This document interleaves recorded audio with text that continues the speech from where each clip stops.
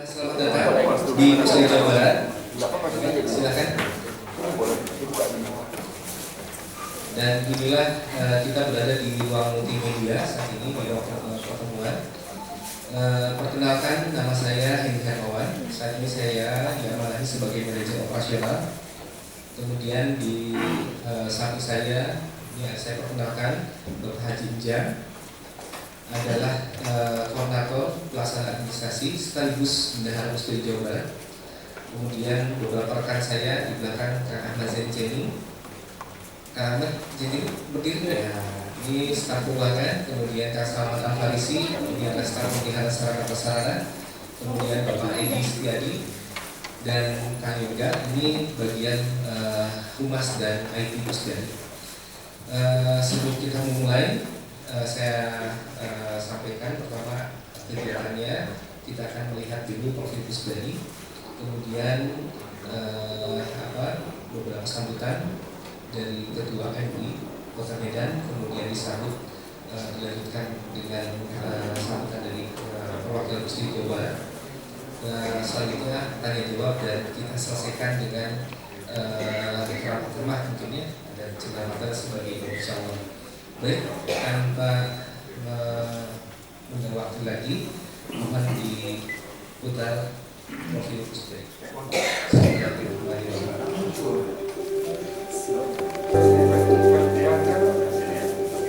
Islamic Center Jawa Barat atau lebih dikenal dengan nama Pusdani, Pusat Dakwah Islam, merupakan perwujudan dari semangat umat Islam Jawa Barat dalam mengembangkan syiar dakwah dan nilai-nilai Islam, kebudayaan dan peradaban Islam yang komprehensif meliputi bidang agama, sosial, ekonomi, budaya, dan pendidikan.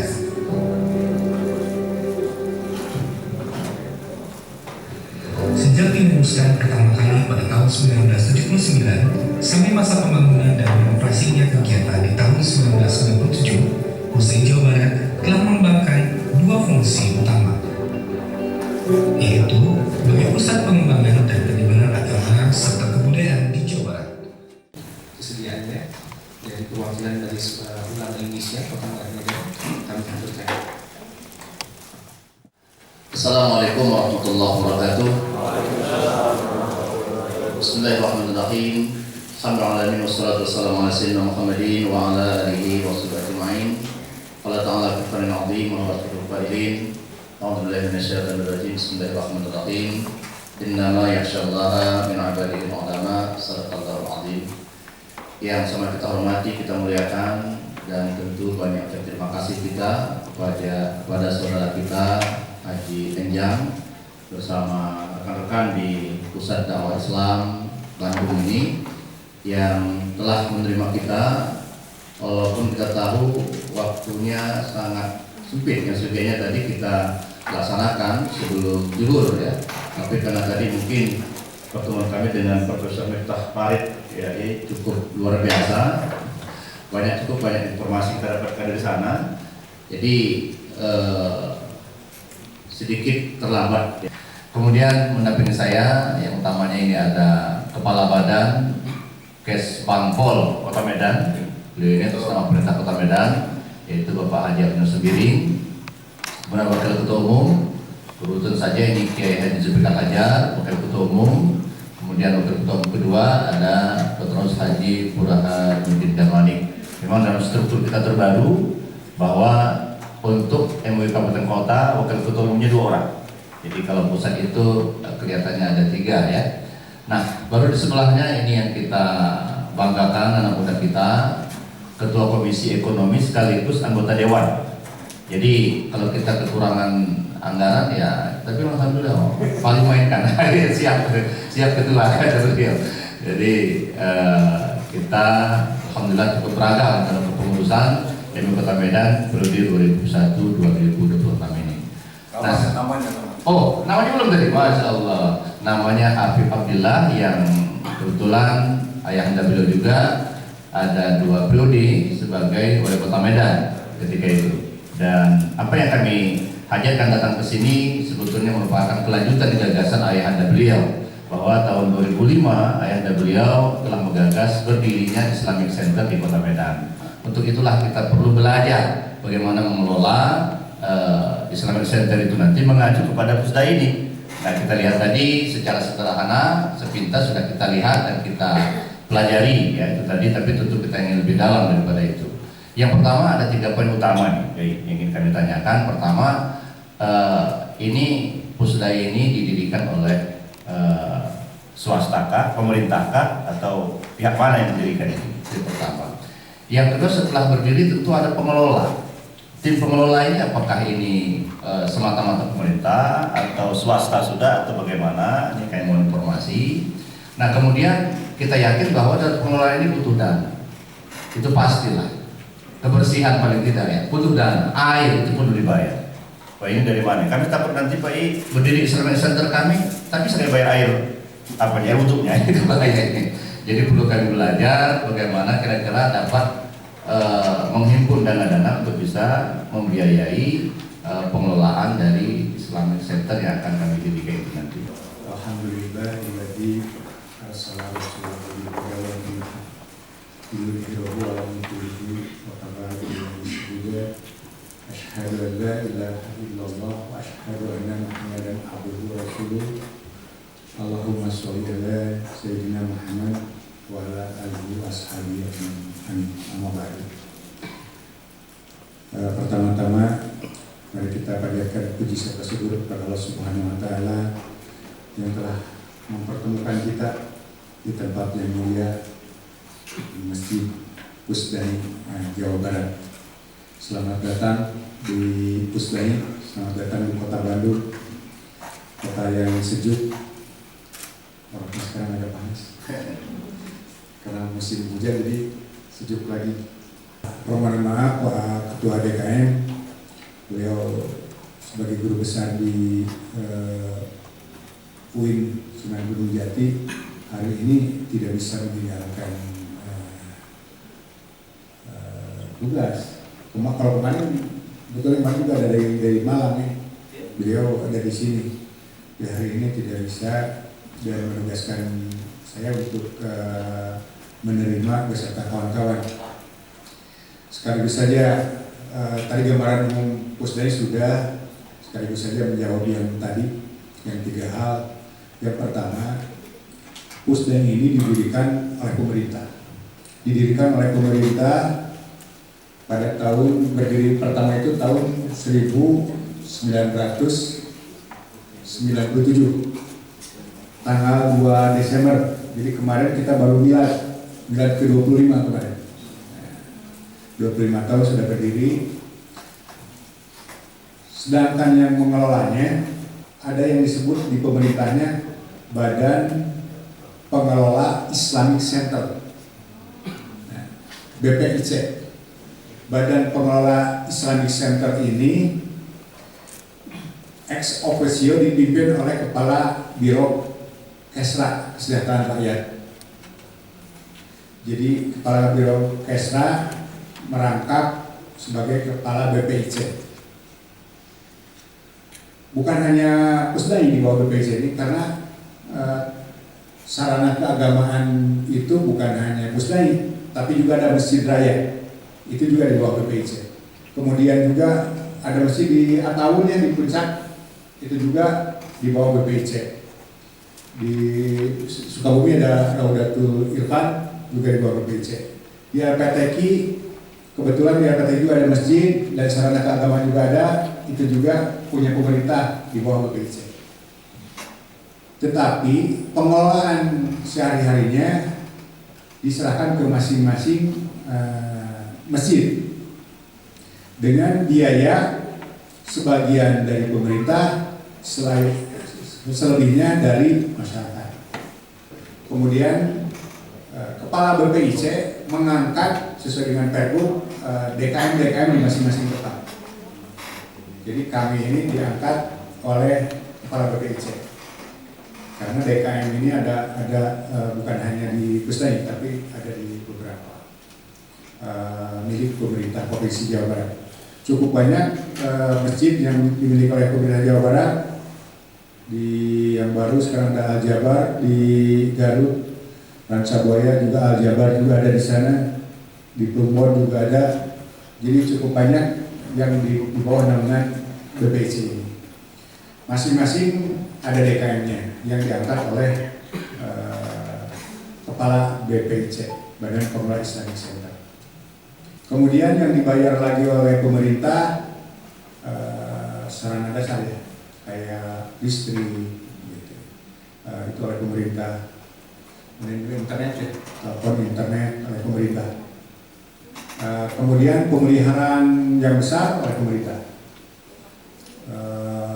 Tapi kalau pengelolaan sehari-hari atau pemeliharaan sehari-hari oleh DKM.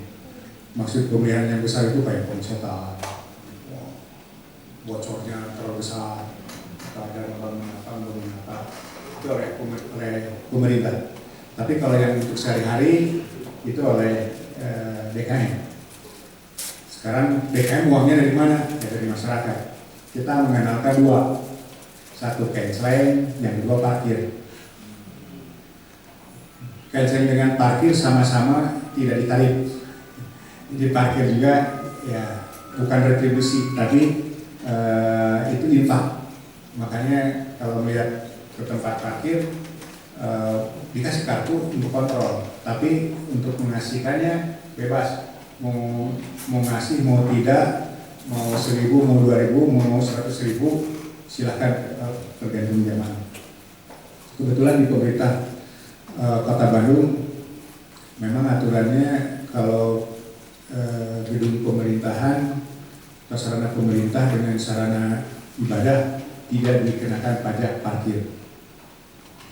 Itulah yang bisa menghidupi kegiatan-kegiatan di Pusdai, baik itu untuk imam khotib, untuk pengajian. Tadi yang sederet program itu semuanya dibiayai dari infak terhadap DKM.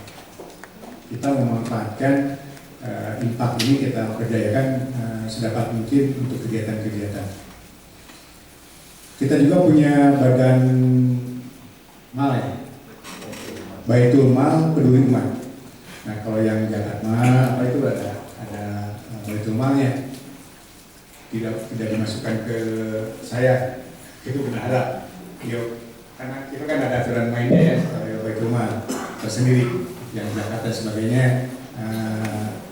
ke Baitul Mal, nggak ke DKM. Dalam artian di bawah DKM tapi tidak ke diurus oleh bendahara DKM, tapi diurusnya oleh Baitul Mal dengan ketentuan sesuai ketentuan yang berlaku, seperti itu. Di bawah DKM juga kita juga di samping biasa ada 3 bidang ya, idaroh, imaroh, dengan riayah. Di masing-masing bidang ini juga ada bagian-bagian atau sub bidangnya. Selain itu juga kita memiliki unit-unit. Ada unit KBIH, ada unit KBRA ya, TK, kemudian tadi disebutkan Baitul Mal, kemudian juga ada majelis taklim, remaja masjid. Alhamdulillah kegiatan-kegiatan cukup banyak, tadi sudah diperlihatkan. Kayak yang 3 tadi udah terjawab ya. Sebetulnya yang pertama kali jadi mimpin Pusdai itu tadi sudah dikunjungi Pak Miftah Pari. Pak Miftah Pari itu yang awal waktu berdiri Pusdai, beliau yang pegang. Terus berkembang, buta ganti gitu ya. Jadi dibalas saatnya sekarang ngatur DKM keberapa ya? Sudah banyak soalnya. Kalau namanya DKM dulu direktur macam-macam. Wah, ya pernah juga dulu waktu awal itu mungkin kita lihat ya. Jadi dari Pak Miftah Pari itu.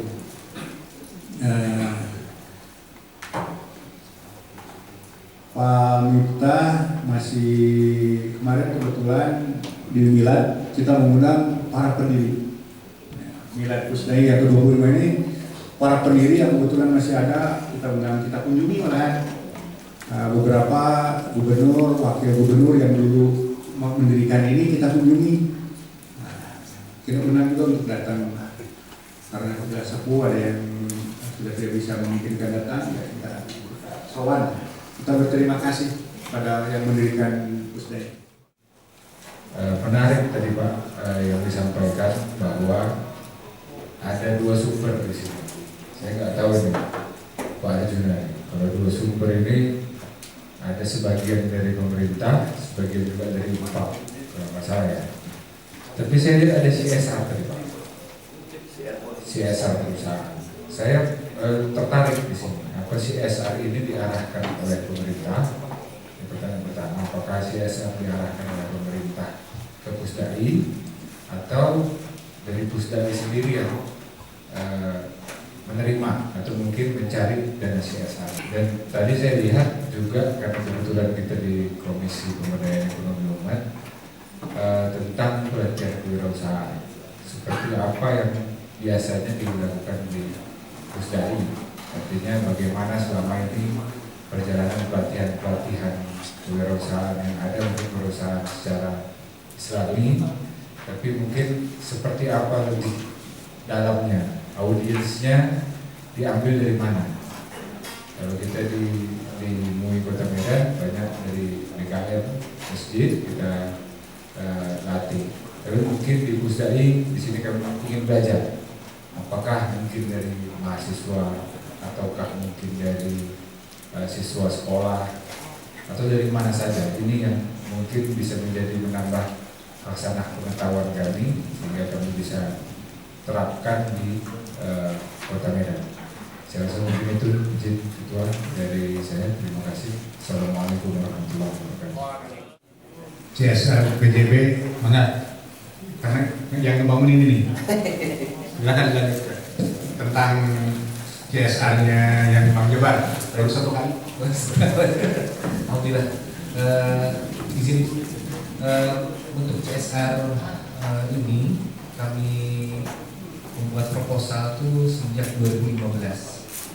Kita bertahap proposalnya karena kita memiliki lembaga induk, maka kita ke BPIC yang memohonkan untuk mencarikan pembangunannya. Kemudian itu masuk ke slot, kalau di Jawa Barat itu namanya Diskusikda, Dinas Perpustakaan dan Arsip Daerah, dan dimasukkan slotnya di sana. Kemudian karena situasional ada peralihan, dialihkan langsung pendanaannya ke DKL, dan itu pun berikut pelaporan dan sebagainya, pengajuan dan sebagainya pun dialihkan ke DKL. Jadi ini ketika setelah mendapatkan izin dari Gubernur Bapak Ahmad Heriawan. Nah, kami memulainya untuk DSSR ini tahun 2018, tepatnya bulan Mei 2018. Selesai itu 2021. Kenapa panjang? Karena ini dibagi 3 termin. Termin pertama, kemudian pencairan, kemudian pelaksanaan dan pelaporan, pemeriksaan dan detailing. Sampai kalau CSR itu ingin detail, diukur berapa ukuran multipleknya berapa senti atau berapa mil itu detail. Kemudian ini sampai ke tahap kedua untuk pengembangan koleksi. Kemudian tahap ketiga untuk finishing dan otomasi perpustakaan. Nah, ini cukup panjang dan cukup melelahkan sebetulnya.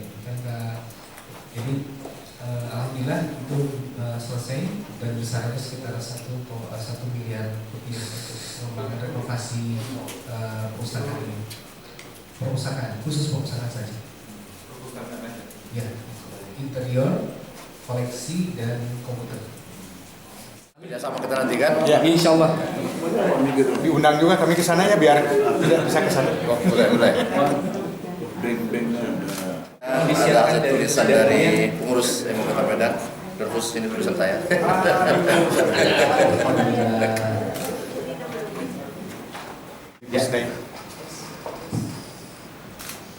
Kemudian satu lagi, salah satu masterpiece-nya Pusdai, Quran Mushaf Sundawi.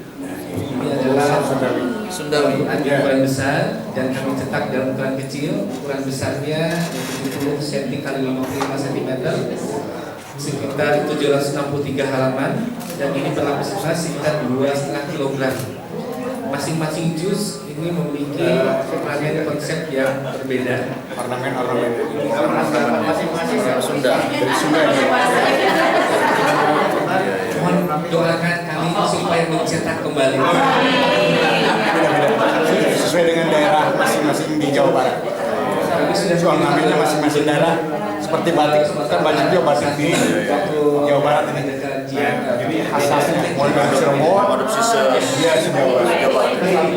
Dari sana dari Cirebon terus sampai ke Bogor, semuanya dituangkan. Ini motifnya flora mewakili seluruh kabupaten kota yang ada di Jawa Barat. Sekali lagi ya penyikut ya, 1, 2, 3, semangat. Ya, Moras. Oke, yuk. Moras. Mau ada lampunya kawan?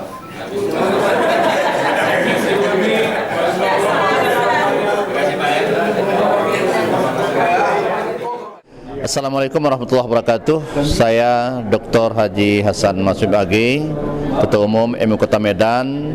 Alhamdulillah pada hari ini kita dapat kesempatan berkunjung di Pusdai, Pusat Dakwah Islam Kota Bandung ini. Kami sangat terinspirasi apa yang dilaksanakan di Pusdai ini. Mudah-mudahan ini dapat memberikan bekal kepada kami dalam rangka mendirikan Islamic Center Kota Medan. Di antaranya tadi kita melihat ada pelatihan-pelatihan dakwah, ada pusat kajian-kajian, ada juga di sana kita lihat bagaimana pelatihan pengelolaan ekonomi umat. Ini merupakan sesuatu yang sangat-sangat bernilai bagi kami, dan kami mendoakan Pusda ini terus berkembang dan dapat nanti akhirnya bekerja sama lebih lanjut dengan Islamic Center Kota Medan. Demikian, Assalamualaikum warahmatullahi wabarakatuh.